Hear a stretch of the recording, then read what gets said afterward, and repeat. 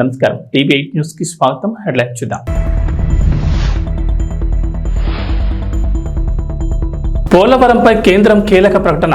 2026 మార్చి నాటికి తొలి దశ పనులు పూర్తవుతాయని వెల్లడి.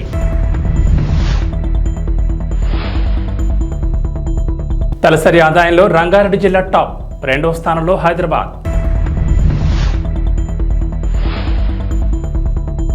ట్రైన్ ప్రయాణికులకు అలర్ట్. తెలుగు రాష్ట్రాల మధ్య పలు రైళ్లు రద్దు.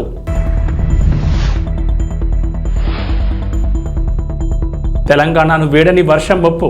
నేడు పలు జిల్లాలకు భారీ వర్షాలు. ఆంధ్రప్రదేశ్కు జీవనాడి పోలవరంపై కేంద్రం కీలక ప్రకటన చేసింది. పోలవరంపై లోక్సభలో ఎంపీలు లావు శ్రీకృష్ణదేవరాయలు, జీఎం హరీష్ బాలయోగి అడిగిన ప్రశ్నకు కేంద్ర జలశక్తి మంత్రి సిఆర్ పాటిల్ ఈ మేరకు సమాధానమిచ్చారు.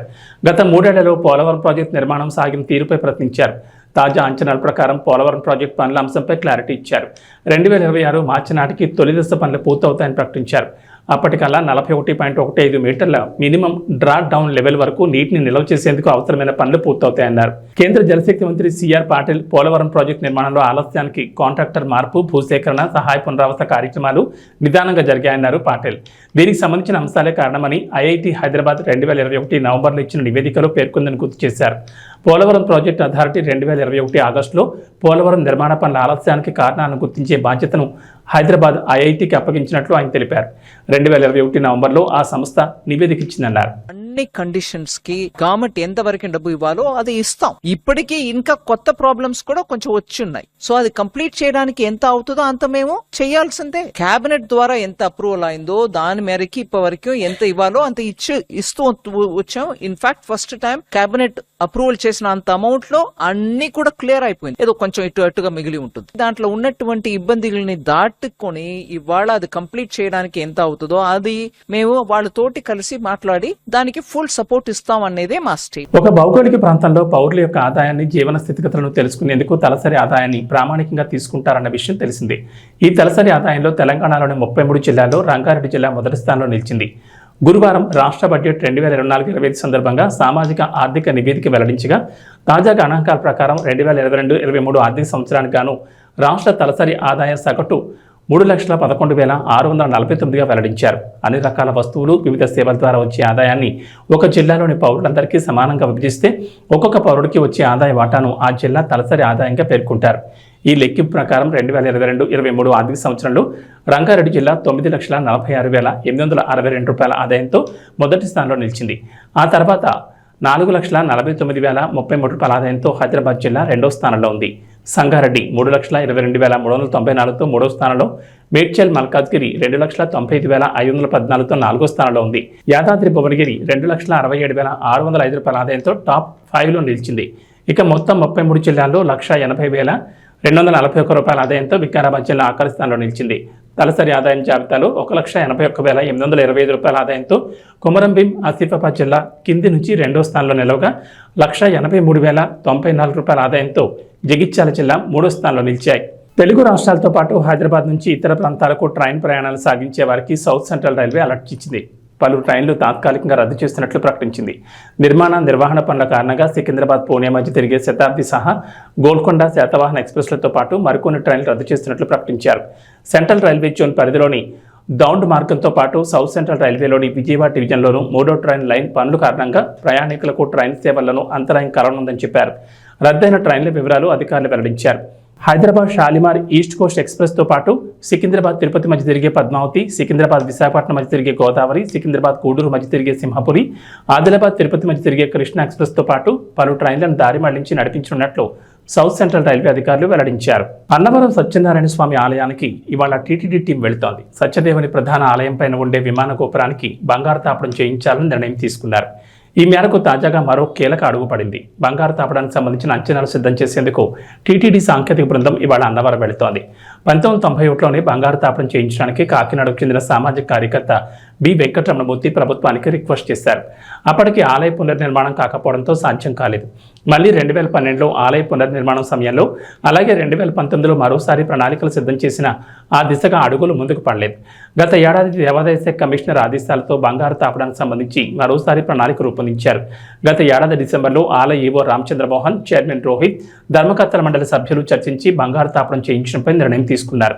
ఈ ఏడాది ఫిబ్రవరిలో అన్నవరం ఆలయంలో దేవాదాయ శాఖ స్థపతి, దేవస్థానం ఇంజనీరింగ్ అధికారుల టీం పరిశీలించి ప్రాథమికంగా ఓ అంచనాకు వచ్చారు. దాదాపు 12.5 కేజీల బంగారం అవసరమవుతుందని, 7 కోట్ల వ్యయం అవకాశం ఉందని అంచనా వేశారు. టీటీడీ తిరుమల శ్రీవారి సేవ ఆన్లైన్ కోటా విడుదల చేస్తోంది. శనివారం ఉదయం 11 గంటలకు తిరుమల తిరుపతి శ్రీవారి సేవ కోటా అందుబాటులోకి వస్తుంది. అలాగే శ్రీవారి నవనీత సేవ మధ్యాహ్నం 12 గంటలకు, మధ్యాహ్నం 1 గంటకు పరకామణి సేవ ఆన్లైన్లో విడుదల చేస్తారు. భక్తులు ఈ విషయాన్ని గమనించి శ్రీవారి సేవ కోటాను బుక్ చేసుకోవాలని టీటీడీ సూచించింది. శ్రీవారి సేవలకు టీటీడీ ఉచితంగానే దర్శనంతో పాటు వసతి కూడా కల్పిస్తోంది. మరోవైపు అక్టోబర్ నెలకు సంబంధించి టీటీడీ మరో కీలక ప్రకటన చేసింది. అక్టోబర్ 4 నుంచి 12వ తేదీ వరకు శ్రీవారి వార్షిక బ్రహ్మోత్సవాలు జరగనున్న సంగతి తెలిసిందే. ఈ క్రమంలో అక్టోబర్ 4 నుంచి 10వ తేదీ వరకు సుప్రభాత సేవ మినహా మిగిలిన అన్ని ఆర్జిత సేవలు రద్దు చేస్తున్నట్లు టీటీడీ తెలిపింది. అలాగే అక్టోబర్ 11, 12వ తేదీలో సుప్రభాత సేవతో పాటు అన్ని ఆర్జిత సేవలు రద్దు చేస్తున్నట్లు భక్తులను అలర్ట్ చేశారు. అక్టోబర్ 3 నుంచి 13వ తేదీ వరకు అంగప్రదక్షిణ, వర్చువల్ సేవ దర్శనం టికెట్లు కూడా రద్దు చేస్తున్నట్లు తెలిపారు. కాబట్టి భక్తులు ఈ విషయాన్ని గమనించి టికెట్లు బుక్ చేసుకోవాలని టీటీడీ సూచించింది. దేవస్థానం.ap.gov.in వెబ్సైట్ ద్వారా శ్రీవారి ఆర్జిత సేవలు, దర్శన టికెట్లు బుక్ చేసుకోవాలని టీటీడీ కోరింది. ఓవైపు తెలంగాణ అసెంబ్లీ బడ్జెట్ సమావేశాలు జరుగుతున్న నేపథ్యంలో స్పీకర్ కార్యాలయానికి హైకోర్టు కీలక ఆదేశాలు జారీ చేసింది. అయితే అసెంబ్లీ ఎన్నికల తర్వాత తెలంగాణ రాజకీయాల్లో కీలక పరిణామాలు చోటు చేసుకున్న విషయం తెలిసిందే. బీఆర్ఎస్ పార్టీ ఎమ్మెల్యేలు వరుసగా కాంగ్రెస్ పార్టీలో చేరగా ఆసక్తికర పరిణామాలు చోటు చేసుకున్నాయి. ఈ క్రమంలోనే పార్టీ ఫిరాయించిన ఎమ్మెల్యేలపై చర్యలు తీసుకోవాలంటూ స్పీకర్కు బీఆర్ఎస్, బీజేపీ నేతలు ఫిర్యాదు చేసేందుకు ప్రయత్నించగా ఆ కంప్లైంట్ తీసుకోవట్లేదంటూ నేతలు ఆరోపిస్తున్నారు. ఈ విషయంపై బీజేపీ ఎల్పీ నేత ఏలెట్టి మహేశ్వర్ రెడ్డి హైకోర్టును ఆశ్రయించారు. బీఆర్ఎస్ నుంచి కాంగ్రెస్లో చేరిన దానం నాగేంద్రపై చర్యలు తీసుకోవాలంటూ చేసిన ఫిర్యాదును స్పీకర్ గడ్డం ప్రసాద్ కుమార్ తీసుకోలేదంటూ బీజేపీ ఎల్పీ నేత హైకోర్టులో పిటిషన్ దాఖలు చేశారు. స్పీకర్ తన ఫిర్యాదును స్వీకరించేలా ఆదేశించాలని కోర్టును కోరారు. మహేశ్వర్ రెడ్డి దాఖలు చేసిన పిటిషన్పై గురువారం విచారణ చేపట్టిన న్యాయస్థానం మహేశ్వర్ రెడ్డి పిటిషన్ తీసుకోవాలని స్పీకర్ కార్యాలయాన్ని ఆదేశించింది. అంతేకాకుండా ఫిర్యాదు తీసుకున్నట్లు పిటిషనర్కు ధృవీకరణ రసీదు కూడా ఇవ్వాలని ఆదేశాలు జారీ చేసింది. ప్రకాశం జిల్లా ఎర్రగొండపాలెం నియోజకవర్గంలో జిల్లా కలెక్టర్ పర్యటనలో భాగంగా కలవకుంట గ్రామంలో ఏర్పాటు చేసిన పీజో మీటర్లను పరిశీలించారు. పరిమితికి మించి భూగర్భ జలవనరుల వినియోగాన్ని అరికట్టాలని కలెక్టర్ ఆదేశించారు. ముటుకుల జిల్లా పరిషత్ ఉన్నత పాఠశాలలోనూ, కలవకుంట గ్రామంలోని విద్యుత్ సబ్స్టేషన్ ప్రాంగణంలోనూ ఏర్పాటు చేసిన పీజీ మీటర్లను ఆమె పరిశీలించారు. ఆయా ప్రాంతాల్లో భూగర్భ జల నీటి మట్టం వివరాలను వీటి ద్వారా తెలుసుకునే విధానాన్ని అధికారులు ఈ సందర్భంగా కలెక్టర్ వివరించారు. జిల్లాలో అధిక భూగర్భ నీటి వినియోగ గ్రామాలు 57 ఉన్నాయని వారు చెప్పగా పరిమితికి మించి భూగర్భ జల వినియోగం జరగకుండా చూడాలని కలెక్టర్ ఆదేశించారు. భూగర్భ నీటి మట్టం పెరిగేలా చూడాల్సిందని, ఈ విషయంలో డ్వామా ఆధ్వర్యంలో చేపట్టే నీటి సంరక్షణ పథకాలపై మరింత దృష్టి సారించి ప్రాధాన్యం ఇవ్వాల్సిందని అన్నారు. నీటిని పొదుపుగా వినియోగించుకోవడంపై ప్రజలకు కూడా అవగాహన కల్పించాలని అధికారులను ఆమె ఆదేశించారు. ఈ సందర్భంగా కలెక్టర్ వెంట జిల్లా భూగర్భ వనరుల శాఖ అధికారి విద్యాసాగర్, ఇతర అధికారులు ఉన్నారు. ఆ సిస్టమ్ కూడా డెవలప్ చేశారు madam. But CM core dash board అనే దానికి వెళ్ళిపోయాయి మేడం. లెటర్ వచ్చింది మేడం. వాటి రెన్యూవ్ చేసి మళ్ళీ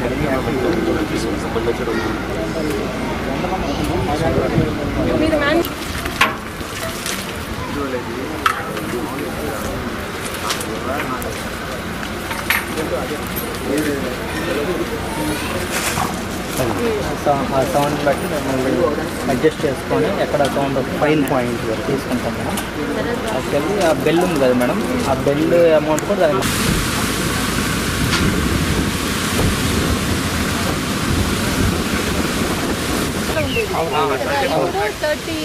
43 మేడం. 43 19 మీటర్స్ పడుతుంది.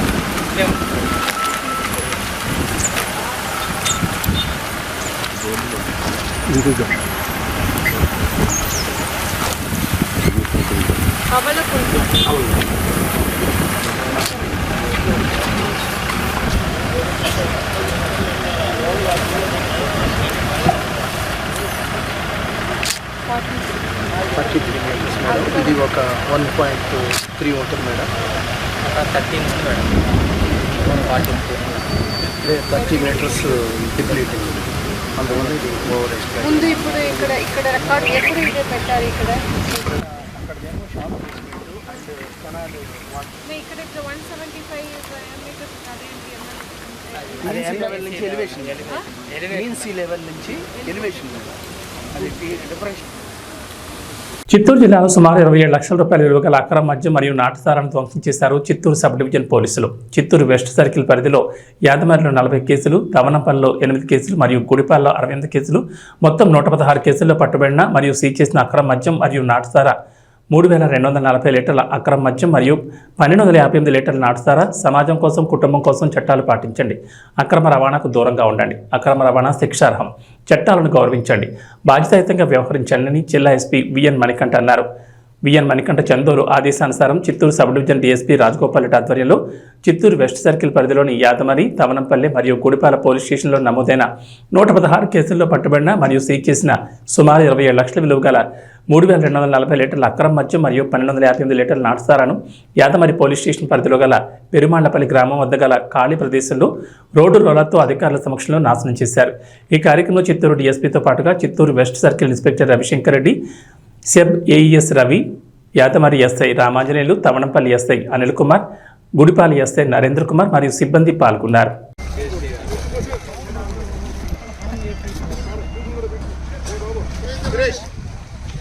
ओपन करा जरा बा दो आदमी वो दो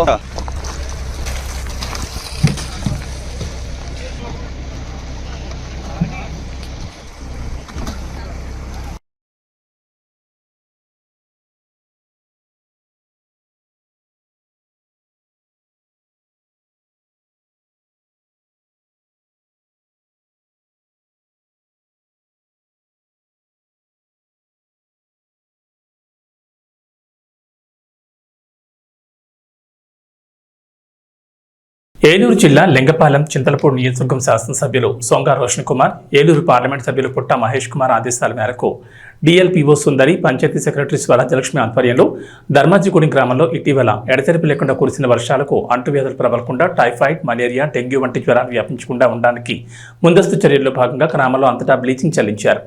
ఆశా వర్కర్స్ ఇంటింటికి వెళ్లి ఫీవర్ సర్వే చేసి వర్షపు నీరు నిల్వ ఉన్న టైర్లు మరియు వేర్వేరు వాటిలో ఉన్నటువంటి నీరును తొలగించారు. మరియు health assistant Srinivas, sub unit malaria officer NA Prasad ఆధ్వర్యంలో ఉచిత మెడికల్ క్యాంప్ నిర్వహించారు. ఈ కార్యక్రమంలో పలువురు పాల్గొన్నారు.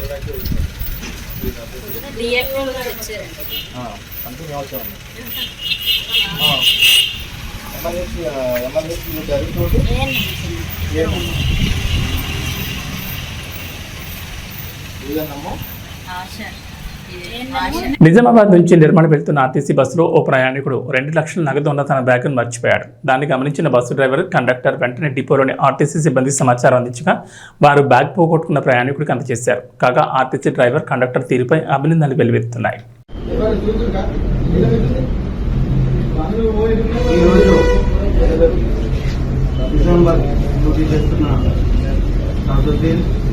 మరియు వైఎస్ఆర్ కండక్టర్లు విధులు నిర్వహిస్తుండగా నిజామాబాద్ నుంచి నిర్మల్ వస్తుండగా వచ్చిన తర్వాత సాయంత్రం 3 గంటలకు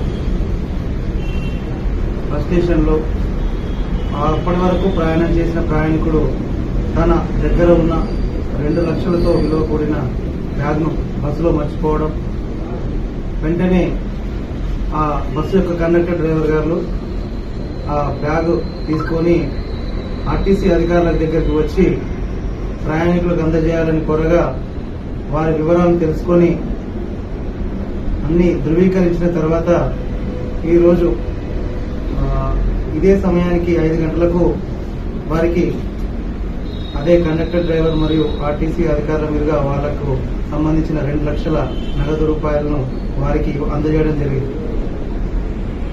ప్రముఖ నిర్మాత బెల్లంకొండ సురేష్ తనయుడిగా బెల్లంకొండ శ్రీనివాస్ అల్లుడు శ్రీను అనే సినిమాతో ఎంట్రీ ఇచ్చారు. అల్లుడు శ్రీను ఎంతో గ్రాండియర్గా నిర్మించారు. కామెడీ, యాక్షన్, సాంగ్స్ ఇలా అన్నింట్లో ఆ చిత్రం అదరగొట్టేస్తుంది.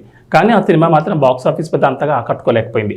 అయినా బెల్లంకొండ శ్రీనివాస్ మాత్రం తన సినిమాను సెలెక్ట్ చేసుకునే విధానంలో యూనిక్ స్టైల్ మెయింటైన్ చేసేవాడు. కానీ అన్నింట్లోనూ అదిరిపోయే యాక్షన్ సీక్వెన్స్లు ఉండేలా చూసుకునేవాడు. బెల్లంకొండ శ్రీనివాస్ చేసే యాక్షన్ సీక్వెన్స్లకు నార్త్ ఆడియన్స్ ఫిదా అవుతుంటారు. అందుకే అతని సినిమాలు యూట్యూబ్లో ఎక్కువ ఆడుతుంటాయి. హిందీ డబ్బింగ్ సినిమాల్లో బెల్లంకొండ శ్రీను చెరిగిపోని రికార్డులు కొట్టేశాడు. సాక్ష్యం, కవచం, జై జానకి నాయక వంటి హిందీ డబ్బింగ్ సినిమాలు అక్కడ వందల మిలియన్ల వ్యూస్ను రాబట్టాయి.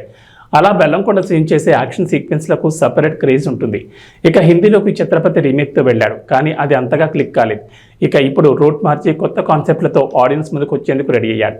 అల్లుడు సీన్ వచ్చి 10 ఏళ్ళు కావడం, ఈ 10 ఏళ్లలో ఇండస్ట్రీలో ఎన్నో ఎత్తుపల్లాలు చూడడంపై బెల్లంకొండ శ్రీనివాస్ పోస్ట్ వేశాడు. రాక్షసుడు సినిమాతో మరచిపోలేని విజయాన్ని అందుకున్న బెల్లంకొండ హీరో ఇప్పుడు తన ప్రయాణాన్ని గొప్పగా సెలబ్రేట్ చేసుకుంటున్నాడు. ఇండస్ట్రీకి వచ్చి 10 ఏళ్ళు కావడంతో ఇలా అందుల పాఠశాలలో అక్కడి పిల్లలతో కలిసి సందడి చేశాడు. వారికి స్వయంగా చేతితో వడ్డించాడు. పిల్లలకు బట్టలు, పుస్తకాలు పంపిణీ చేసినట్లుగా కనిపిస్తోంది. ఇలా తన మంచి మనసును చాటుకున్న హీరోని చూసిన నెటిజన్లు బెల్లంకొండ కాదు బంగారు కొండ అని కామెంట్లు చేస్తున్నారు. టైసన్ నాయుడు అంటూ త్వరలోనే ఆడియన్స్ ముందుకు రాబోతున్నాడు. వరుస ప్రాజెక్టులతో బెల్లంకొండ శ్రీనివాస్ బిజీగా ఉన్న సంగతి తెలిసిందే. ప్యారిస్ వేదికగా ఒలింపిక్ గేమ్స్ ప్రారంభమయ్యాయి. నేడు ఒలింపిక్ క్రీడలు మొదలు కాగా మరుసటి రోజున ఒలింపిక్ గేమ్ ప్రారంభోత్సవాన్ని అట్టహాసంగా నిర్వహించనున్నారు. ఒలింపిక్స్ ప్రారంభ వేడుకలను స్టేడియంలో నిర్వహించడం ఆనవాయితీగా వస్తోంది. అయితే ఈసారి సంప్రదాయానికి భిన్నంగా ప్యారిస్ మీదుగా ప్రవహించే సీన్ నది తీరంలో ఒలింపిక్స్ వేడుకల ప్రారంభోత్సవాన్ని నిర్వహించనున్నారు. సాధారణంగా ఆరంభ వేడుకల్లో అథ్లెట్లు ట్రాక్ మీద పరేడ్ నిర్వహిస్తారు. కానీ ఈసారి గతానికి భిన్నంగా బోట్ల మీద రానున్నారు. దాదాపు 10,500 మంది అథ్లెట్లు 100 బోట్లలో పరేడ్ నిర్వహిస్తారు. ఐకానిక్ బ్రిడ్జిలు, ల్యాండ్ మార్క్లను దాటుకుంటూ సీన్ నదిలో 6 కిలోమీటర్ల మేర అథ్లెట్ బోట్ పరేడ్ కొనసాగనుంది. స్థానిక కాలమానం ప్రకారం జూలై 26న సాయంత్రం 7:30 ఒలింపిక్స్ ప్రారంభ వేడుకలు మొదలవుతాయి. భారత కాలమానం ప్రకారం రాత్రి 11 గంటలకు ప్రారంభమై అర్ధరాత్రి 2 గంటలు దాటేంత వరకు ఈ వేడుకలు కొనసాగనున్నాయి. ఒలింపిక్స్ ప్రారంభ వేడుకలను 6 లక్షల మంది ప్రత్యక్షంగా తిలకించేలా ఫ్రాన్స్ ప్రభుత్వం ఏర్పాట్లు చేసింది. మన దేశంలోని క్రీడాభిమానులు స్పోర్ట్స్ 18 నెట్వర్క్ ద్వారా ఒలింపిక్స్ ఓపెనింగ్ సెరమనీని లైవ్లో చూడొచ్చు. అలాగే జియో సినిమా యాప్ వెబ్సైట్ల ద్వారాను లైవ్లో చూడొచ్చు. ఇక వాతావరణ విషయానికి వస్తే తెలంగాణకు వర్షం ముప్పు ఇంకా వేడటం లేదు. గత వారం రోజులుగా రాష్ట్రంలో విస్తారంగా వర్షాలు కురుస్తున్నాయి. ఆకాశం పూర్తిగా మేఘావృతమైంది. సూర్యుడి దర్శన భాగ్యమే కలగడం లేదు. ఈ నేపథ్యంలో హైదరాబాద్ వాతావరణ కేంద్రం మరోసారి వర్షం హెచ్చరికలు జారీ చేసింది. తెలంగాణ వ్యాప్తంగా మరో 4 రోజుల పాటు వర్షం కురిసే అవకాశం ఉందని వెల్లడించింది. బంగాళాఖాతంలో ఏర్పడిన అల్పపీడనం కారణంగా వర్షాలు కురుస్తాయన్నారు.